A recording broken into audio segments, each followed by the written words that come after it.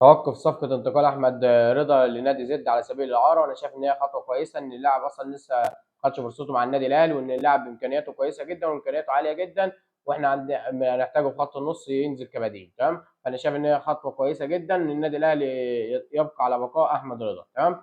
الموضوع التاني معانا هو كريم وليد نيدفيد، النادي الأهلي رفض رحيله بعد ما عرف إن هو كان مخلّص كل حاجة مع نادي سيراميكا كليوباترا، فرفض رحيله ليه؟ هتقول لي ليه؟ أنا عندي سبب.